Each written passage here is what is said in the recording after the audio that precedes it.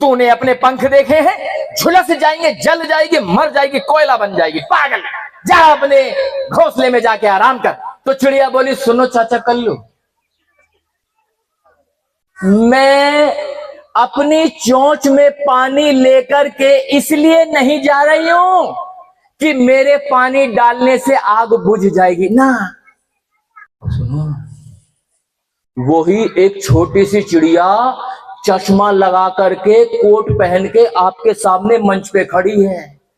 जो मैं बात आपसे कह रहा हूं, जो हमारे समाज में आग लगी पड़ी है, हो सकता है उससे आग ना बुझे, लेकिन जब आपकी बर्बादी का इतिहास लिखा जाएगा तो सतीश बौद्ध का नाम वफादारों में आएगा, गद्दारों में नहीं आएगा। अब ये जो ताली बजा रही है तो सोच रहे साले आग कहां लग रही है, ये खामे खाई टे टे करे जा रहा चश्मा लगा के, आग कहां है? अब ये आग समझो, आग कहां लग रही है? आग बड़ी गंभीर लगी है।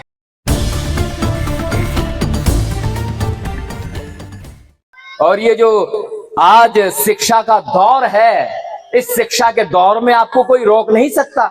अगर कोई रोक रहा है तो वह आप खुद है। मैंने तो देखा है आंखों से, ये जो युवा लड़के घूम रहे हैं, ये मोबाइल में नंगी नंगी लड़कियों के फोटो देख रहे, ना देख रहे बुरा लग रहा हो तो लगे बुरा, ये सारे देख रहे अंटे संटे चीजें। जो शिक्षा से संबंधित चीजें हैं उस पर तो ध्यान भी नहीं है इन लोगों का। देश में, दुनिया में आपके खिलाफ षड्यंत्र किए जा रहे हैं, आपको पता भी नहीं चल रहा है। एक आखिरी बात कह के अपनी बात को समाप्त करूंगा कि शिक्षा का महत्व आपके लिए कितना ज्यादा है और आपके लिए कर क्या दिया है जानते हो? एक बार एक जंगल में बड़ी भयंकर आग लगी, बहुत भयंकर आग लगी। अब साहब, आग इतनी भयंकर थी, पशु पक्षी सारे मरने लगे। तभी जंगल के राजा ने एक बैठक बुलाई, सभी लोग उसमें आए, जंगली जानवर, पशु पक्षी सब आए, और ये पूछा गया, भाई जंगल जल रहा है, इसे बचाने के लिए क्या किया जाए? तो सर्वसम्मति से एक प्रस्ताव पास हुआ जो हाथी ने दिया था। प्रस्ताव यह था कि जंगल के बीचों बीच जो नदी बहती है, उस नदी में से सभी लोग अपनी क्षमता के अनुसार पानी लेकर के आएंगे और इस आग के ऊपर डालेंगे ताकि आग को बुझाया जा सके। तो सभी जानवर अपनी अपनी क्षमता के अनुसार पानी लाने लगे, आग पे डालने लगे। एक छोटी सी चिड़िया गौरैया, आपने देखा होगा गांवों में शायद अब दिख जाती है, पर शहरों में तो दिखती नहीं है। कत्थई रंग की छोटी चिड़िया होती थी, बिजली के तारों पे आगे बैठ जाती थी। वो चिड़िया अपने चोंच में थोड़ा सा पानी लेकर के आगे बढ़ी, तो एक पेड़ की डाल पे कौवा बैठा था। कौवा कहती, अरे चिड़िया, तेरा दिमाग खराब हो गया है क्या? इतनी भयंकर आग में तू कितना पानी डाल पाएगी? तूने अपने पंख देखे हैं? झुलस जाएंगे, जल जाएगी, मर जाएगी, कोयला बन जाएगी। पागल, जा अपने घोंसले में जाके आराम कर।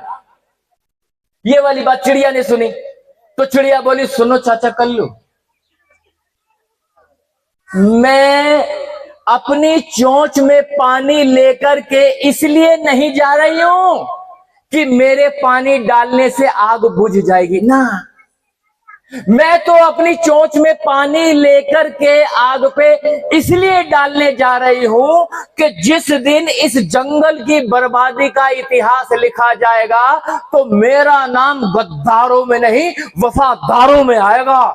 इसलिए मैं चोंच में पानी लेकर के जा रही हूं। सुनो, वही एक छोटी सी चिड़िया चश्मा लगा करके, कोट पहन के आपके सामने मंच पे खड़ी है। जो मैं बात आपसे कह रहा हूं, जो हमारे समाज में आग लगी पड़ी है, हो सकता है उससे आग ना बुझे, लेकिन जब आपकी बर्बादी का इतिहास लिखा जाएगा तो सतीश बौद्ध का नाम वफादारों में आएगा, गद्दारों में नहीं आएगा। अब ये जो ताली बजा रही है तो सोच रहे साले आग कहां लग रही है, ये खामे खाई टे टे करे जा रहा चश्मा लगा के, आग कहां है? अब ये आग समझो, आग कहां लग रही है? आग बड़ी गंभीर लगी है। जानते हो, ये मनुवादी सरकार जब 2014 में आई, यहां ये इनायतपुर गांव जो है हमारा, यहां हमारा जो बेटा है या बेटी है वो पढ़ रहा है। वो इस उम्मीद में पढ़ रहा है कि जब वो तैयारी करेगा तो उसे सरकारी नौकरी मिलेगी। जानते हो बाबा साहब अंबेडकर ने क्या व्यवस्था बनाई?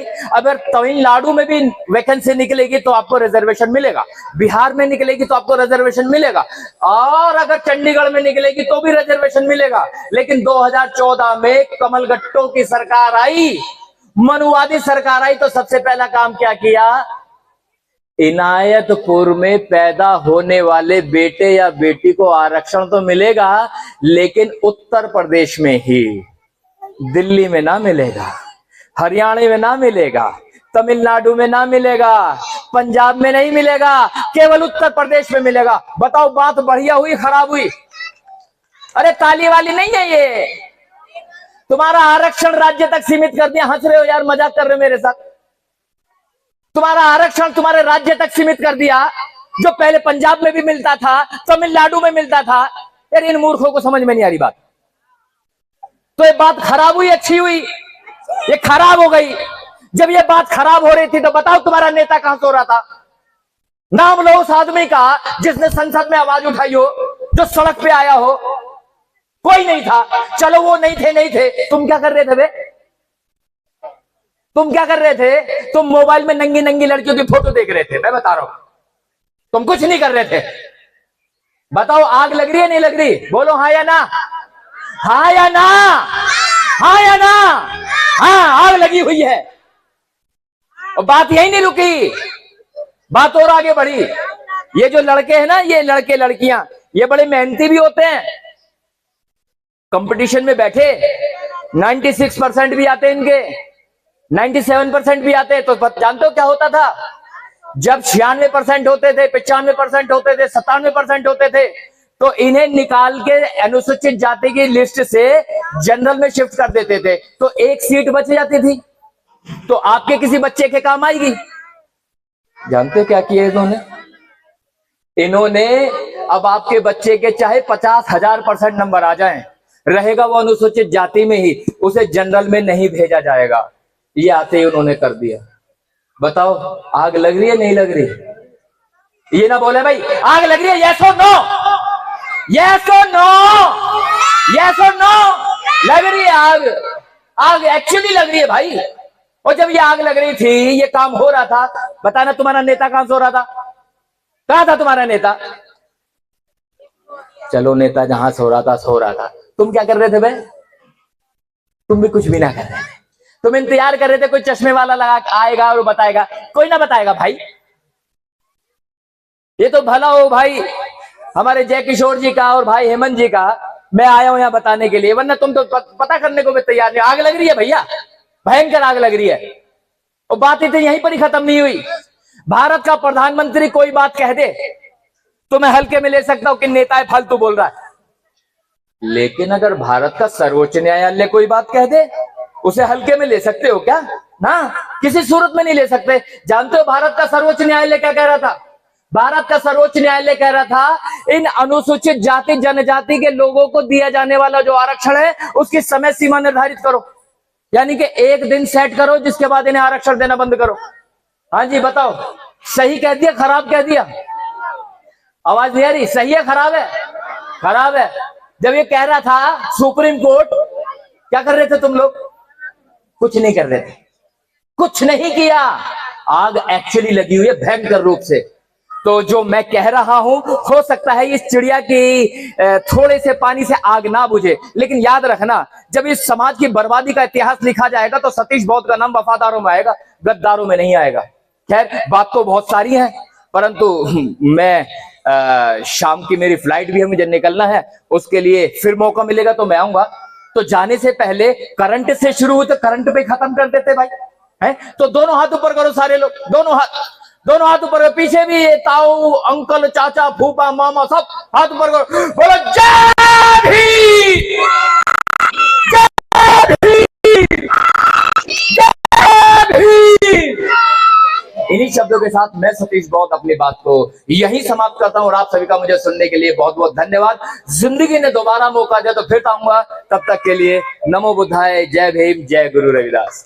साधुवाद।